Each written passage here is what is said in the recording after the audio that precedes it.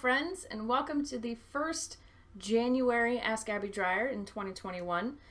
The theme for this month is boundaries, and I feel like that's a good place to start with the new Ask Abby Dreyer and the new year, because we had to learn a lot about boundaries in 2020. We had to learn about our comfort zones and what we're willing to bend on and what we're not, and I feel like with all of those lessons that we each have learned individually, we can kind of take that on into other parts of our lives, right?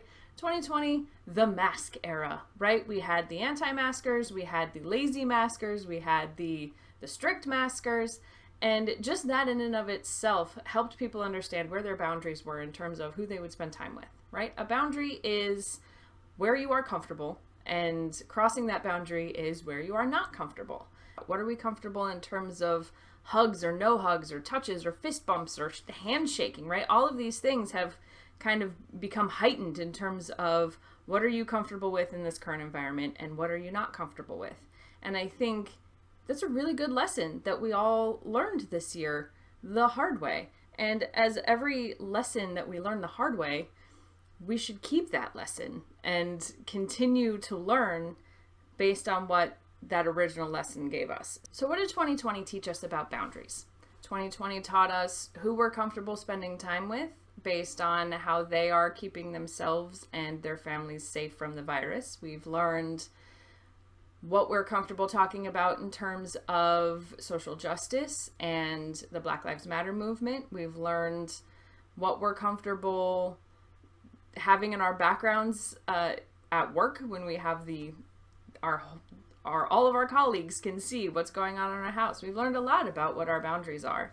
And maybe we haven't called them that, but everybody learned a lot about what they're comfortable with and what they're not. And hey, those are boundaries.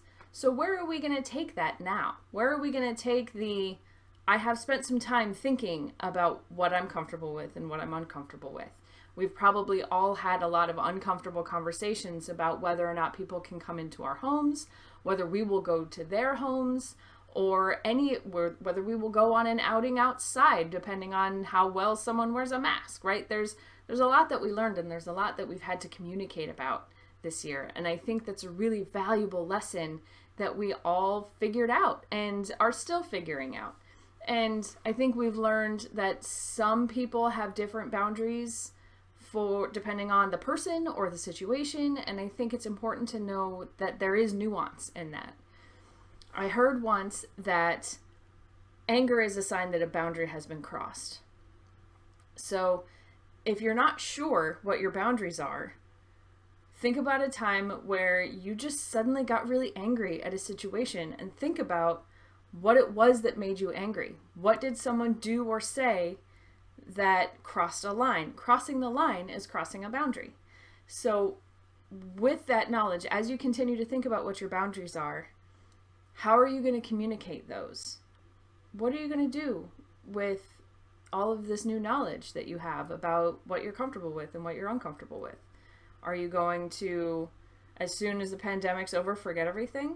Or are you going to use what you've learned to continue to uphold your boundaries and keep yourself comfortable? Or are you going to find ways to test those boundaries? Maybe it made sense in 2020 when everything was on fire, but maybe now it's time to relax some of those things. What is your plan for your boundaries? Tell me in the comments, because that's what we do in YouTube apparently. So what boundaries did you learn that you had this year? And what boundaries did you learn that you were willing to bend on? I think that would be a fun conversation. So this is our first Ask Abby Dreyer. I am still getting the hang of it again. It's been a while. So please let me know what you think, and we'll talk again next week.